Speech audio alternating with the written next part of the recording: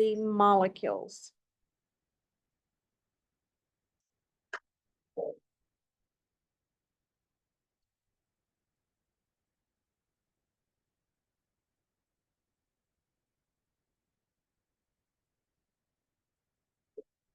So with these covalent compounds that contain a covalent bond, those bonds arise through the sharing of electrons. Now, we talked about these bonds and the fact that the sharing of electrons is not necessarily evenly shared between the two atoms. Because of that, we wind up with polarity of our bonds. And a bond can be described as being nonpolar, meaning that the electrons are shared fairly evenly between the two atomic nuclei. They can be described as polar, meaning that one of the elements gets a greater share or gets more time with the electrons than does the other element in the bond. And they can be considered ionic. And if it's ionic, it means that one element gets the entire time with those electrons and the other element gets none of the time with the electrons. Now, what we're going to focus on at this moment is going to be the nonpolar and polar bonds. And we're going to talk about bond length and bond strength. Again, those nonpolar and polar bonds have a sharing of electrons, even though they may not be shared evenly between the atoms. First of all, let's talk about bond length. What do we mean when we talk about the length of a bond? What we're talking about is we're talking about the distance between the nucleus of one atom and the nucleus on an adjacent atom. That is considered to be the bond length.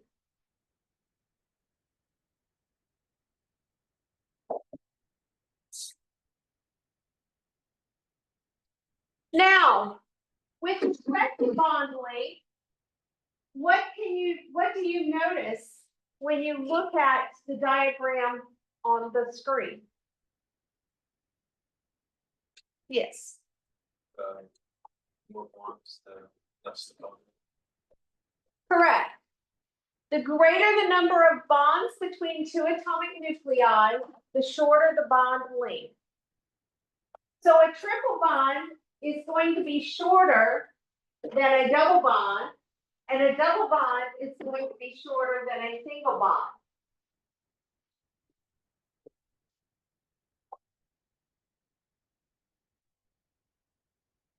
So that is bond length. We can, in other words, we can sort things first by bond type. That is the most predominant, or that is the dominating factor, is the bond type. Now, here we have single bonds throughout.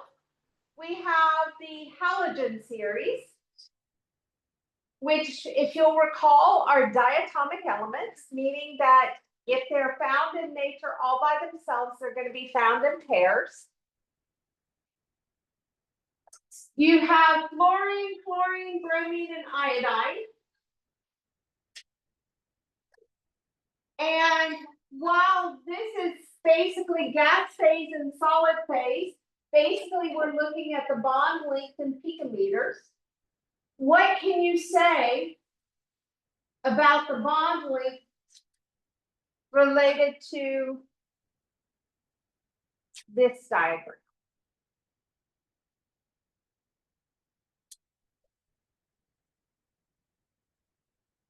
See if I have another thing in both of it. Anybody? Yes.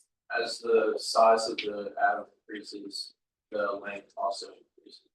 Correct. So that is the second factor. And that's atomic size. The bigger the atom, the longer the bond. So there are two factors that impact bond length. The predominant factor, the most important factor, is going to be the type of bond, because it has a much more dramatic impact. But the second factor is going to be atomic size.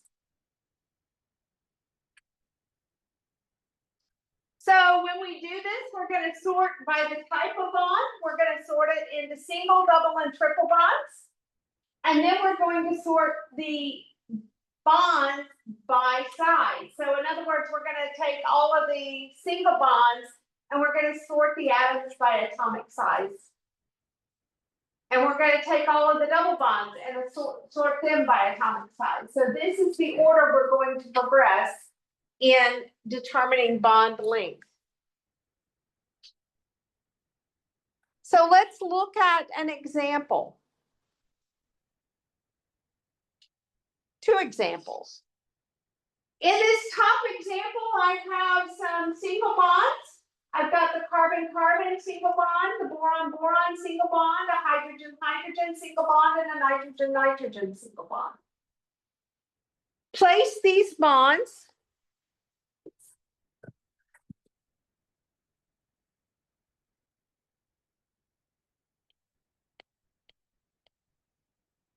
in order of increasing length.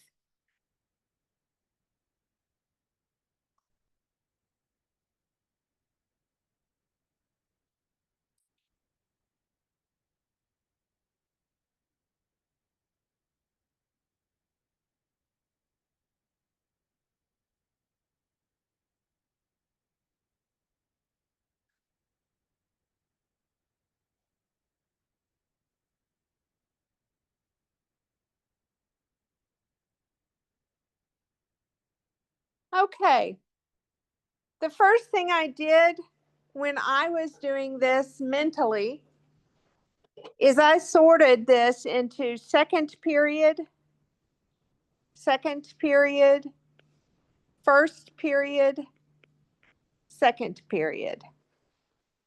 I did that because we know that by adding a shell, we're increasing the size dramatically because we're increasing shielding. So our hydrogen is going to be the smallest, or the shortest, I should say, of our bonds.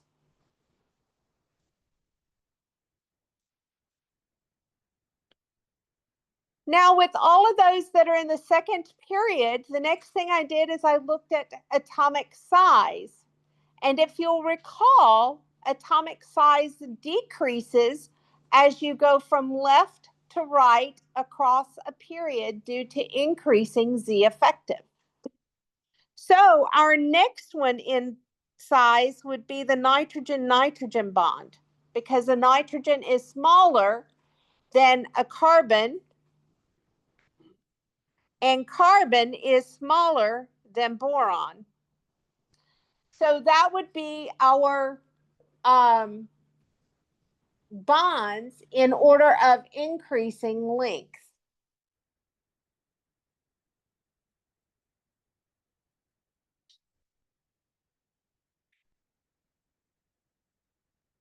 Okay, on the next one, I noticed that the double and I sort it first by double bond, C double bond O, and C double bond C is going to have to be on the left-hand side, whereas CF, CN, and CO will be on the right-hand side.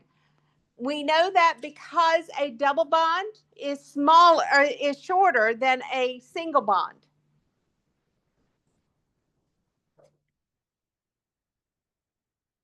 Now, I have to sort according to atomic size. And oxygen, because it is further right on the periodic table and has a higher Z effective, it means that it is smaller, and therefore we would expect the bond to be shorter than for carbon.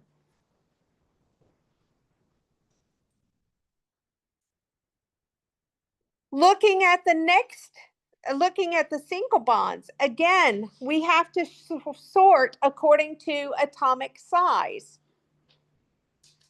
And if we look at this, again, as you move right across a period, the size decreases. Therefore, the next one that is the shortest would be the carbon-fluorine bond, followed by the carbon-oxygen bond, followed by the carbon-nitrogen bond. Questions about how to sort?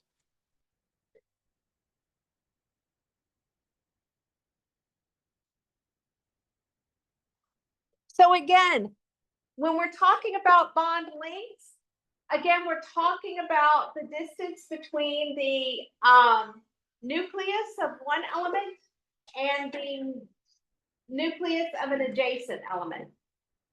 You sort by type of bond first, and then you sort by atomic size second.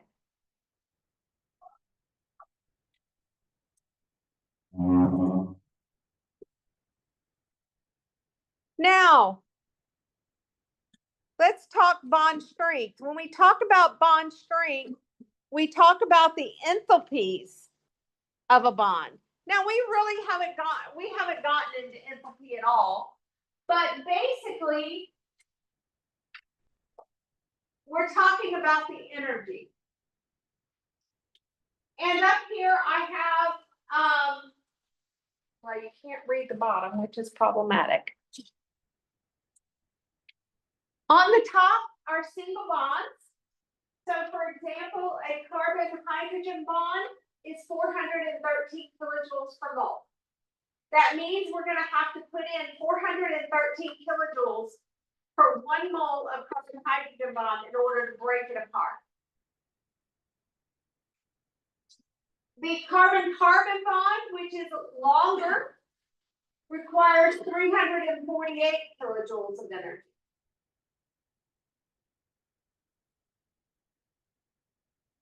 The carbon, and so what I want you to do, first of all, I want you to look at, so this is carbon fluorine, which is 485. Carbon oxygen is 358. Carbon nitrogen is 293. Carbon carbon, well, let's just go with those three because there's going to be outliers. What can you say in general about the carbon fluorine, carbon oxygen, and carbon nitrogen, which is 485, 358, 293? The smaller the bond length, the more energy required to break the bond. The smaller the bond length, the more energy it's going to take.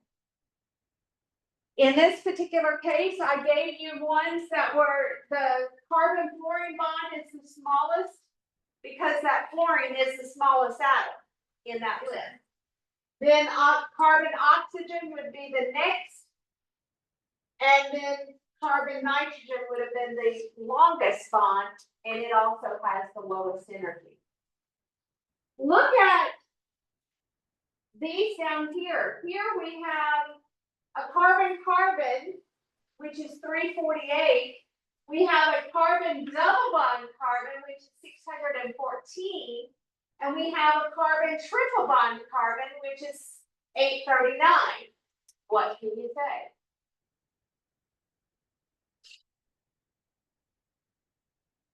Well, I think what was said just a minute ago summarized it.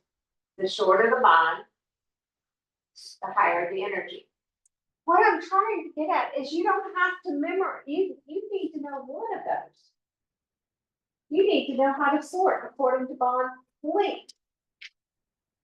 And then realize,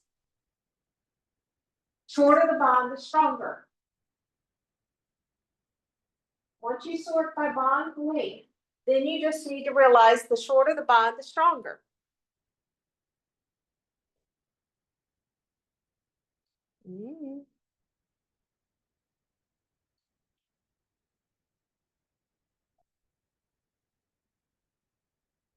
Yes.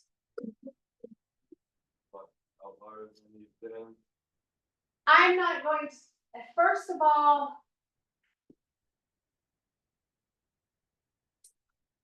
I'm testing according to trend. I'm not testing according to the outline. So even if I hadn't included carbon-carbon, I would have expected you to say that it was less than carbon-nitrogen because because the carbon is larger. So I'm testing on the trend rather than the outliers.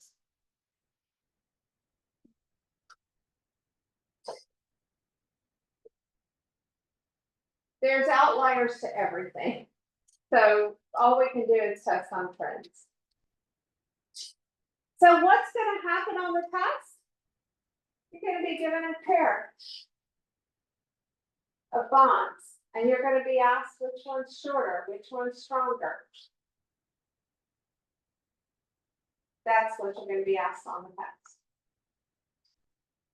The key is the shorter the bond, the stronger it is. That's all. So if you memorize how to sort according to length, you already got the strength because the shorter the bond, the stronger it is. Questions?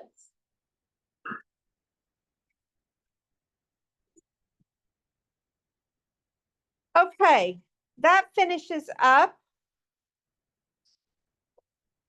the discussion about bonds.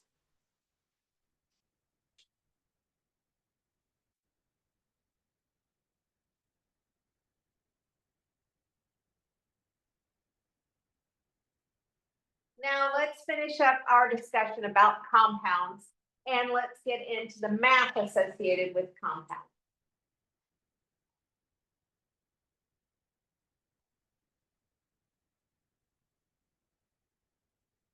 You may recall I gave you this diagram or this picture back when we were talking about or introducing the concept of a mole.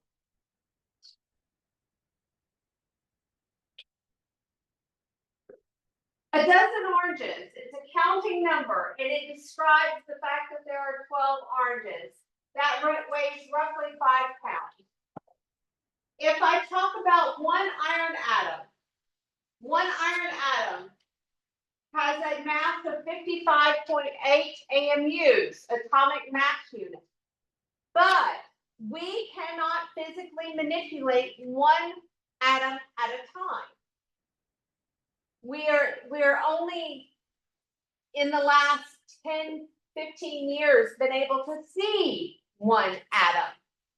But we don't have any tools to manipulate one. So instead, we talk about a mole of atoms. And if we're talking about a mole, it's a counting number. It is 6.022 times 10 to the 23rd of something. In this case, iron atom. And if we talk about 6.022 times 10 to the 23rd iron atoms, then instead of our unit it's 55.8 grams per mole of iron. So hopefully you will recall that diagram. The other thing that you need to, yes? They're already on Blackboard.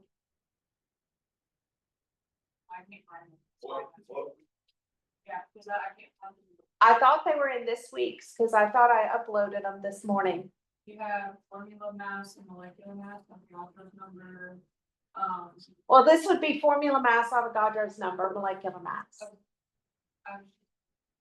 It's just not titled the same. So it should be that one. Now, the second thing you should recall is we said mass cannot be created nor can it be destroyed. That's called the law of conservation of mass.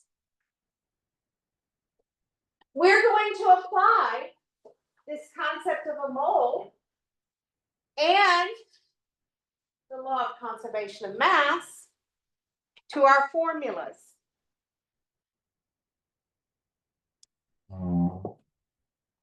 So let's talk water. Water has 2 hydrogens and 1 oxygen. The relative mass of an oxygen atom is 16 AMUs. The relative mass of a hydrogen atom is 1 AMU. So if we were to say, well, we have 2 hydrogens, that's 2, plus the oxygen, which is 16, that's a total of 18.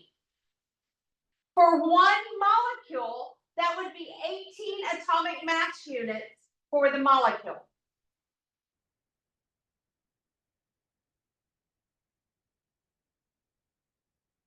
Now, if we were to take an entire mole, which is 6.022 times 10 to the 23rd of them,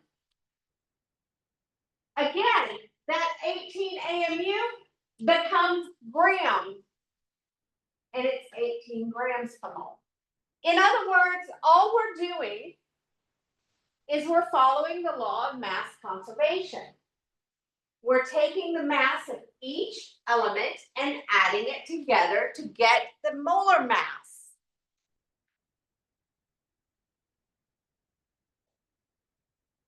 So formula mass is typically associated with a single formula, whereas molar mass is associated with 6.022 times 10 to the 23rd of them.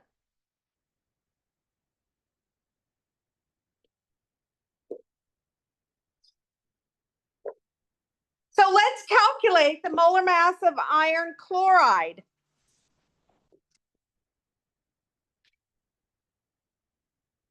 We have 1 iron, according to this formula, and we have 2 chlorines. Iron has a mass, according to the periodic table I have, of 55.85. And chlorine has a mass of 35.45. The iron contributes 55.85 to the overall mass, and the chlorines contribute 70.90 to the overall mass.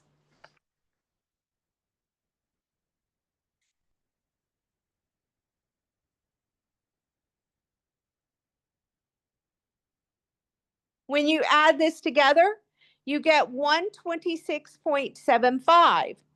That would be 126.75 grams per mole is the molar mass of iron chloride. What this means, and you need to understand what it means for future calculations. It means that there's 126.75 grams of iron chloride in 1 mole of iron chloride.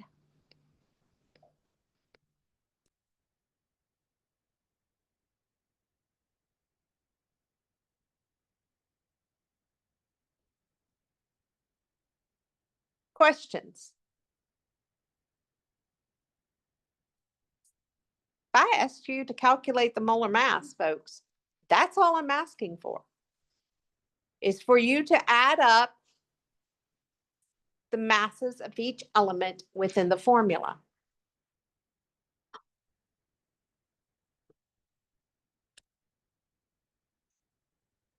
Well, come on.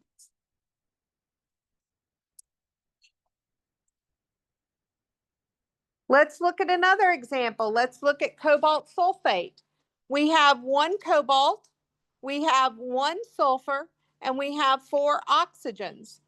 Cobalt has a mass of 58.93. Sulfur has a mass of 32.06. And oxygen has a mass of 16.00.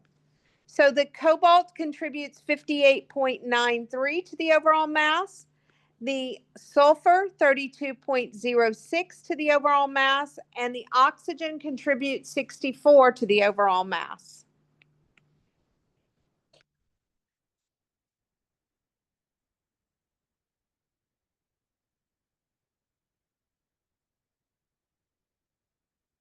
which gives you a mass, come back here,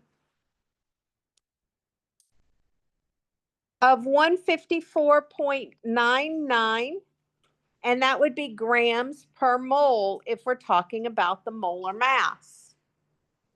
Meaning that there's 154.99 grams of cobalt sulfate in 1 mole of cobalt sulfate.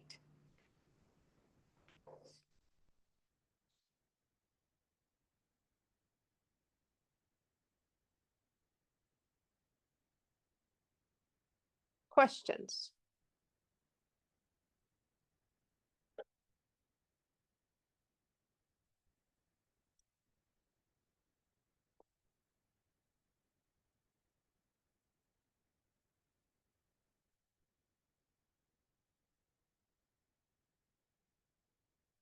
Let's look at one more example.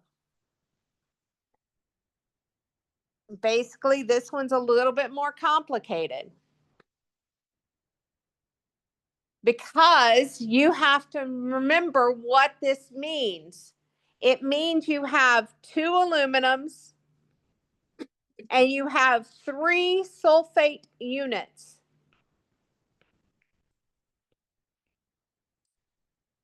So when we're putting our stuff together, we have 2 aluminums, we have 3 sulfurs, and we have 12 oxygens. Aluminum has a mass of 26.98, sulfur 32.06, and oxygen 16.00. So the aluminum contributes 53.96. The sulfur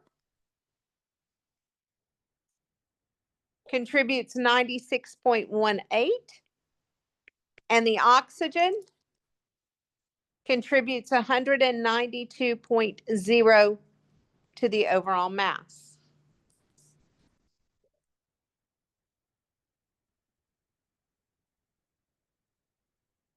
Meaning that we're dealing with 342.14 grams per mole.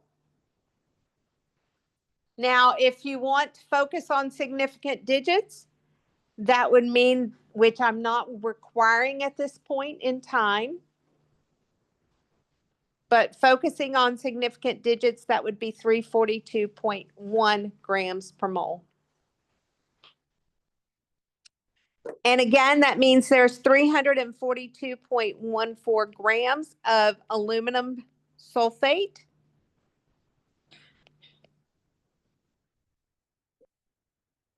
per 1 mole of aluminum sulfate.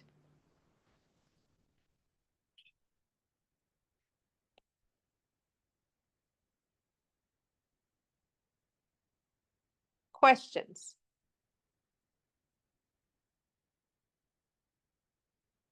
After Vesper theory, this should be easy.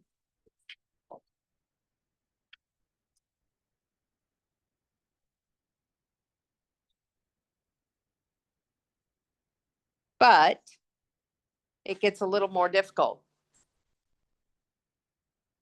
Because you now have a mole relationship within your compound. Now, you actually have a couple of different relationships. The first one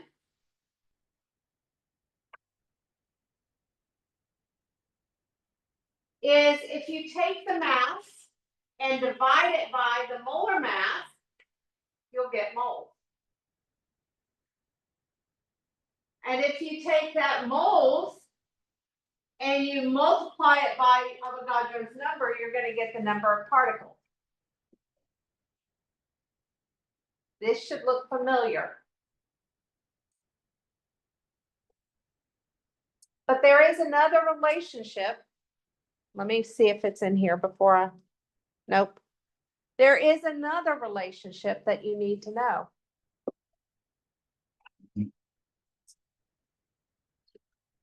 And that is that chemical formula.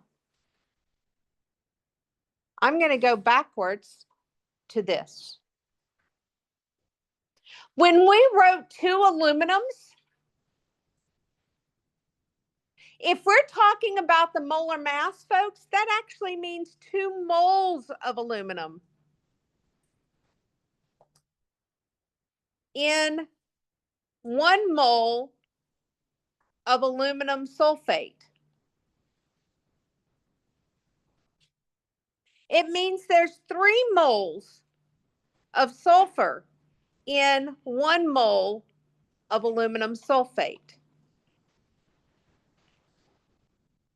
And it means there are 12 moles of oxygen in 1 mole of aluminum sulfate. So when we were writing out those numerical digits that we were going to multiply the mass by, what we were talking about is moles. And the reason we know it's moles is because we were calculating the molar mass.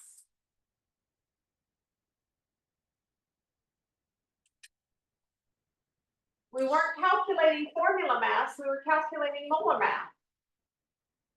And so we are talking in terms of moles of each element present. So you actually have another conversion that you can use. And this allows you to go between a substance and an element within that substance.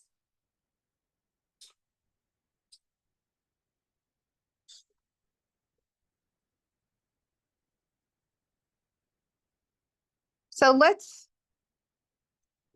learn to read some of this stuff. An aspirin tablet contains 325 milligrams of acetylsalicylic acid, which is C9H8O4. How many acetylsalicylic acid molecules does it contain? Okay, first things first, I'm going to identify what I've been given. I have been given 325 milligrams of C9H8O4. The second thing I want to do is figure out what I want to solve for. I want molecules of the acetylsalicylic acid.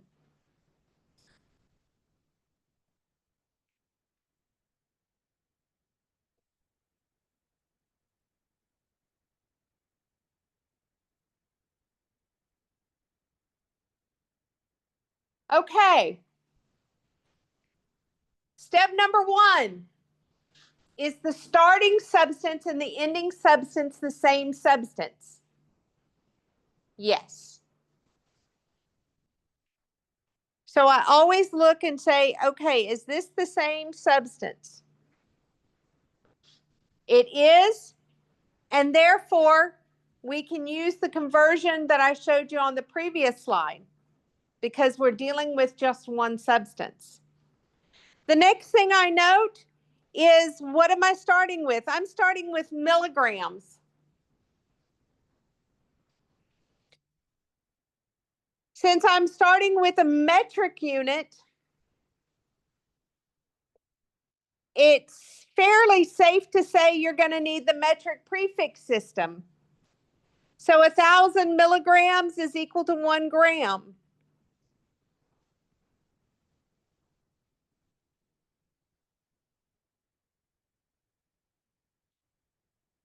Now, the other thing I note is that I am dealing with grams. So there's also a good chance that I'm going to need the molar mass.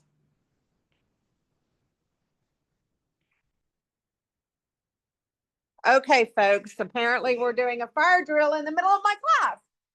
Please leave all of your stuff and let's head out the door.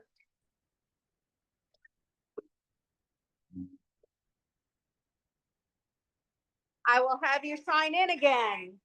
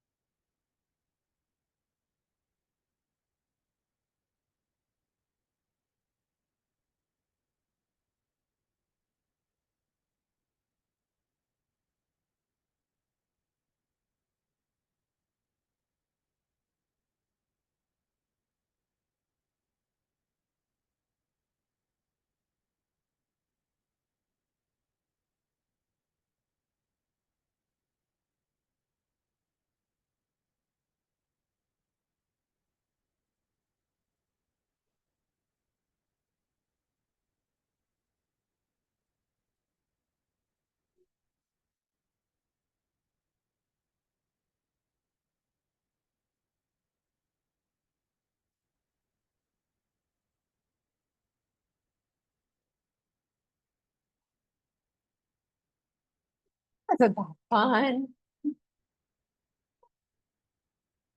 Oh.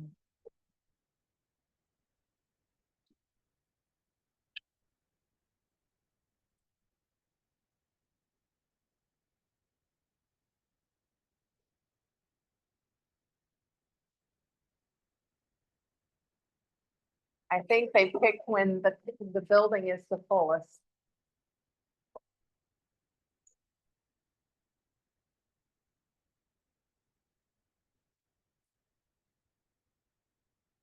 Okay, we need an exercise, right? Oh. Solid.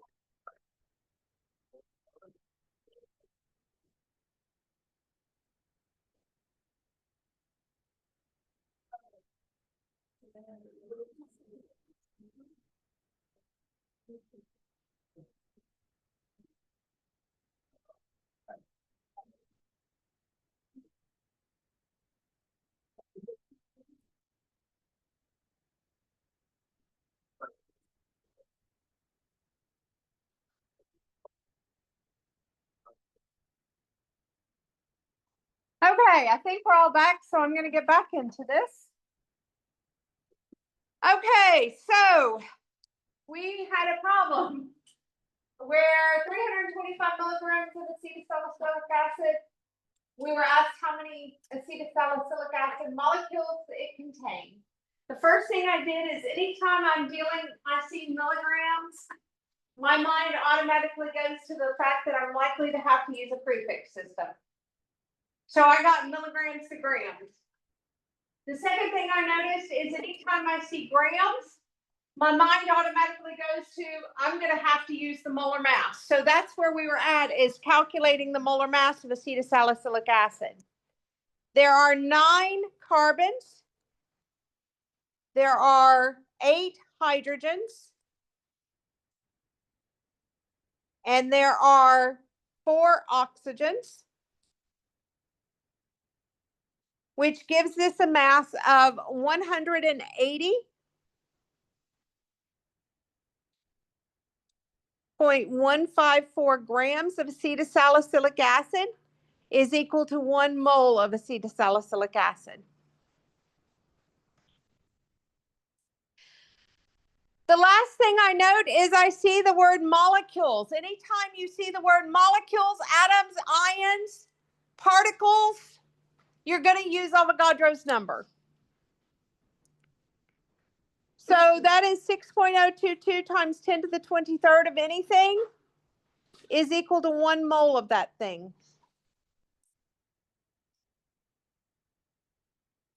So again, I identified what I was starting with and I identified what I wanted to solve for, and I picked that apart. First thing I did is I noticed that the substances were the same. The second thing I noticed was the milligrams, and I worked with it. And the third thing I noticed was molecules, and I worked with it. Now we're ready to do some math. So 325 milligrams, and I'm going to just, well, it's C9H8O4, and hopefully I'm going to write a seat from now on just because it is long. Get rid of the milligrams. There's 1,000 milligrams in 1 gram.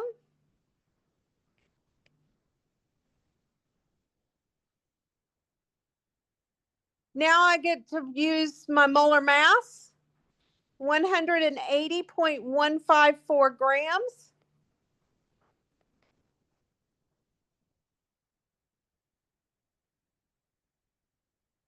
The grams cancel, leaving me moles of acetylsalicylic acid, in which I'm going to use Avogadro's number.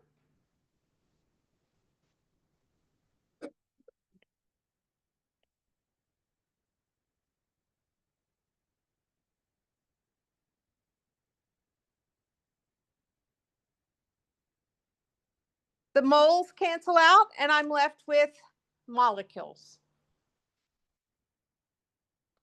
Now to key this into the calculator.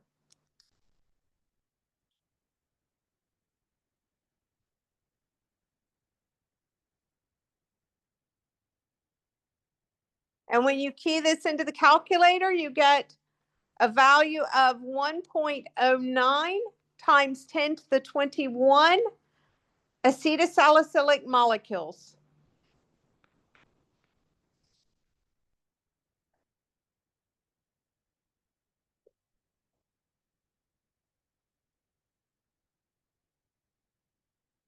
So with the math, I started with what I was given. And my first step was to convert that milligrams to grams. So the milligram portion went in the denominator of the metric prefix, the gram in the numerator. I then got rid of grams by using my molar mass. The gram portion went in the denominator so that the grams would cancel out and the mole went into the numerator. I then used Avogadro's number and I put the mole portion in the denominator so the mole would cancel out, leaving me molecules for the numerator.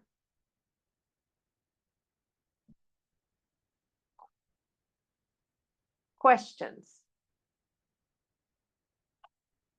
You're going to see me use this process for every type of stoichiometry problem I am going to be doing.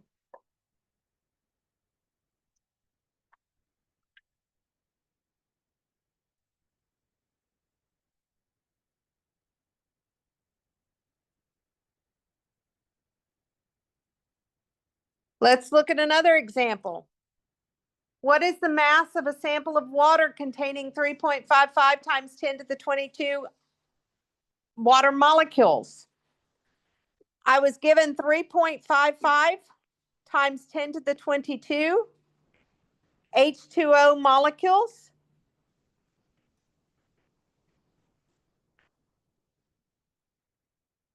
And I was asked for the mass of the water, meaning I want grams of water.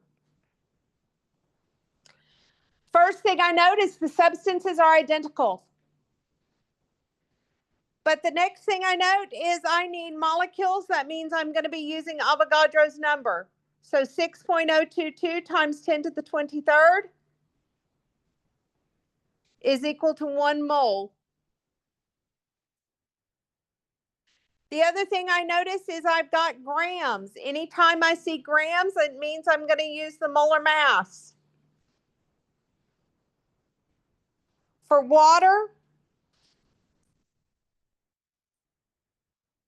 that is 18.016 grams of water is equal to 1 mole of water.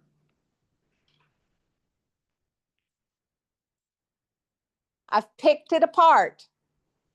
Now I'm going to start doing the calculation. I'm going to start with the piece of information I was given, which is 3.55 times 10 to the 22 water molecules.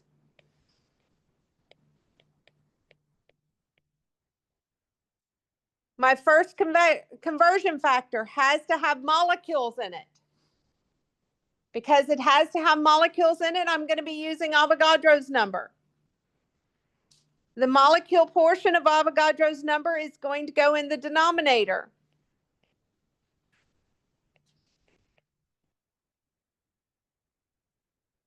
It has to go in the denominator so that the unit and the substance cancels out, leaving the mole portion for the numerator. The next thing I'm going to do is I'm going to be using the molar mass in order to get this moles into grams. The mole portion will go in the denominator so that the unit and the substance will cancel out, leaving 18.016 grams for the numerator. Because I have the unit I want, I am ready to do this math.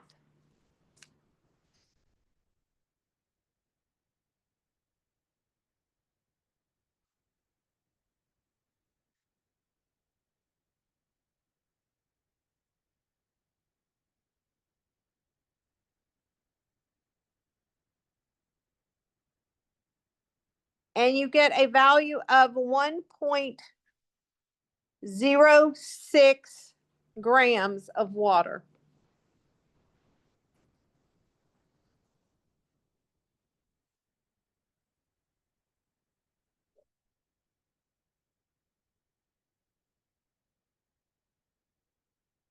Questions?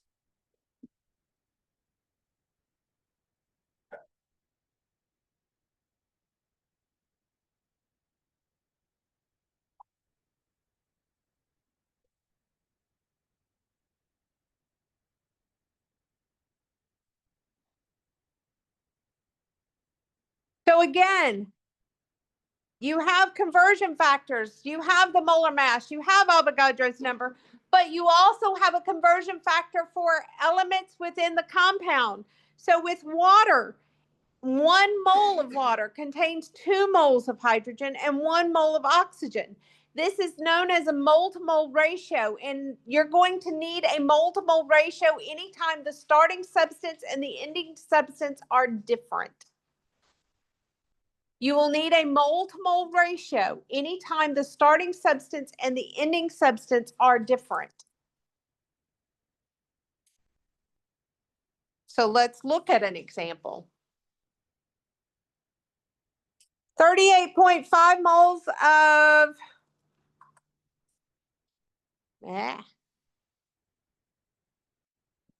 CCl2F2, which is freon, contains how many moles of chlorine? What are we starting with? We're starting with the 38.5 moles of CCl2F2. What do we want to solve for? We want moles of Cl. The substances are different. Anytime the substances are different, you are talking about a mole to mole ratio. So therefore, for every 1 mole of CCl2F2, there are 2 moles of Cl. Now, in this case, that's the only conversion factor I need because my unit for both were in moles, which I already have. So therefore, I'm going to take this 38.5 moles of CCl2F2, and I'm going to use that mole to mole ratio I just developed. For every 1 mole of CCl2F2, there are 2 moles of Cl. The CCl2F2 went in the denominator so that it would cancel, leaving moles of Cl. So 38.5 times 2 is 77.0 moles of chlorine.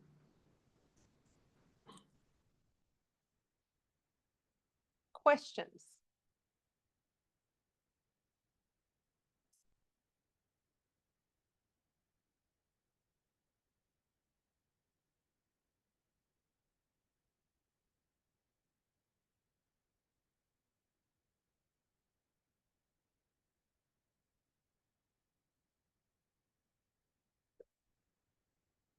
So what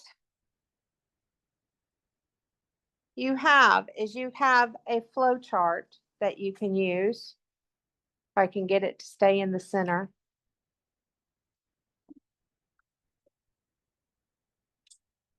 Again, I saw the word atoms, molecules, or ions, or particles. Basically anything that means a single entity, and I use Avogadro's number.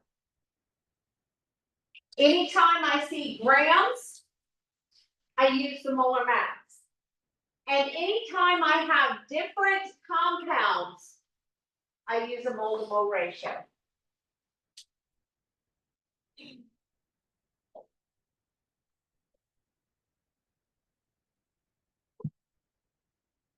So folks, you can use this flow chart to go any which way you want. You can go from grams of one substance to grams of a different substance. If so, you're going to have 3 conversion factors because you're going to have the molar mass of the first substance. You're going to have a mole to mole ratio that allows you to go between 2 substances, and you're going to have a molar mass of the third substance or the second substance. If I want to go from molecules of a substance into grams of a different substance, then I can do that. You will notice that the only way to go between two unique substances, though, is this mole-to-mole ratio.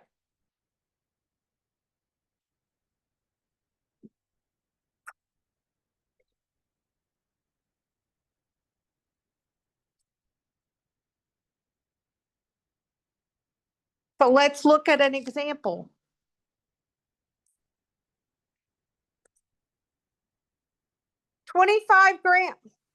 Go back. 25 grams of Freon contains how many grams of chlorine? So I have 25.0 grams of Freon, which is CCl2F2. And I want grams of chlorine. Substances are different. You will need a mole-to-mole ratio. So we're going to need the fact that there's 1 mole of CCl2F2 to 2 moles of Cl. Because I am dealing with grams, it means I'm going to need the molar mass of CCl2F2.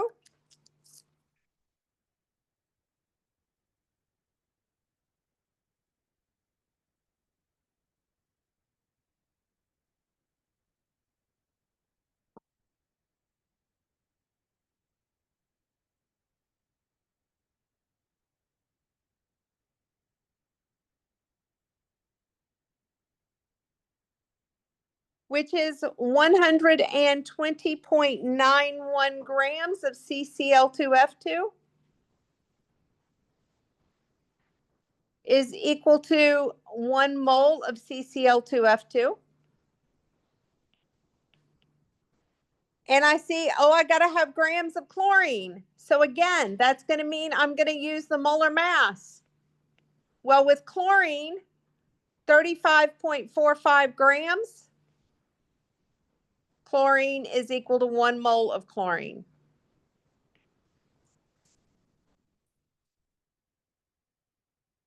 So again, I identified what I was given, I identified what I wanted to solve for, and I have picked it apart. Now I'm ready to do some math.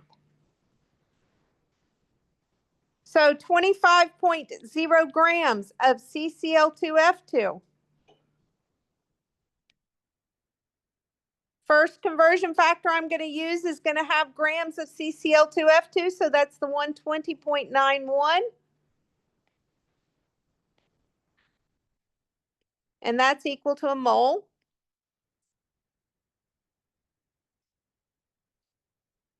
The grams went in the denominator so that the unit and the substance canceled. Now I have moles of CCl2F2. I'm going to use the mole-to-mole ratio. 1 mole of CCl2F2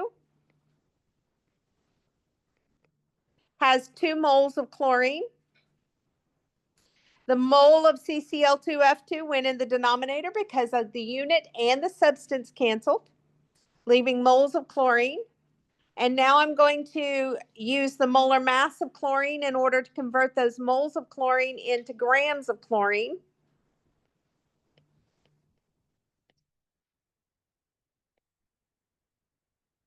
The mole of chlorine went in the denominator so that it canceled, and I'm left with grams of chlorine, which I'm ready to do the math.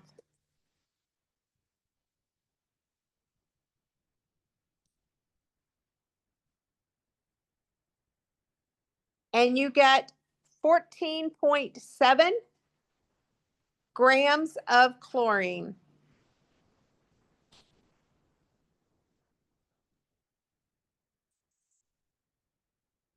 Questions?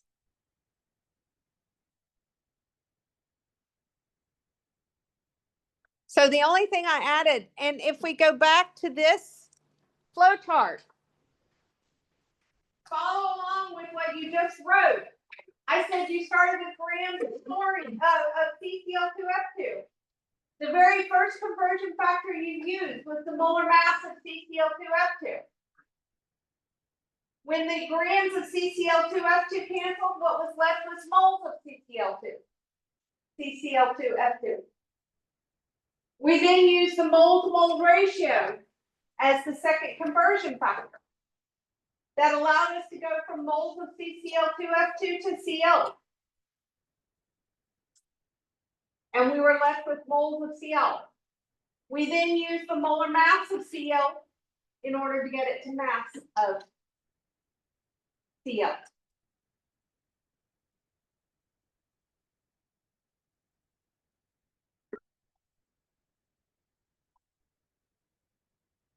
We could continue and we could throw in density.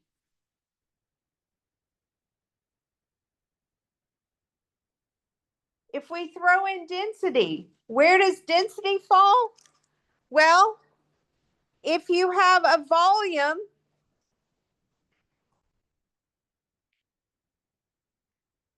in milliliters, you can then use the density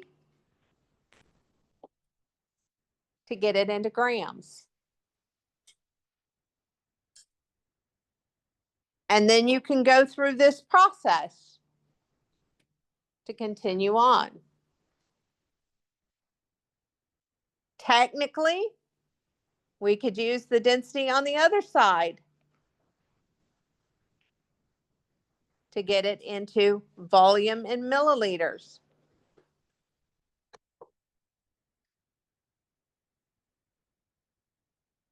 So we could add another conversion factor if we're starting out with volume.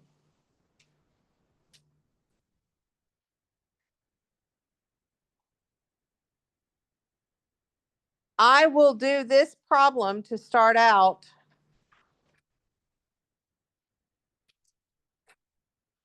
on Thursday. Then we'll get into chemical reactions and balancing chemical equations.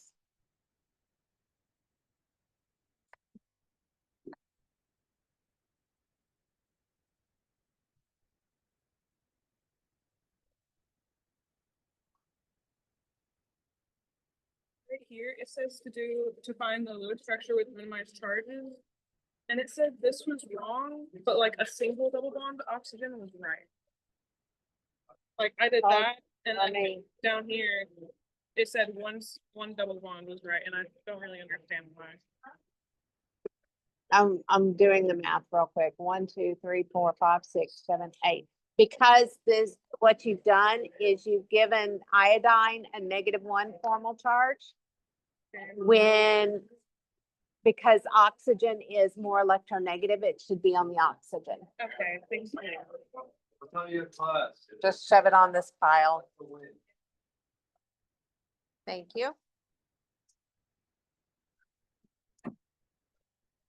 Yeah, write down my lap time. No, don't worry about it. I will sort it.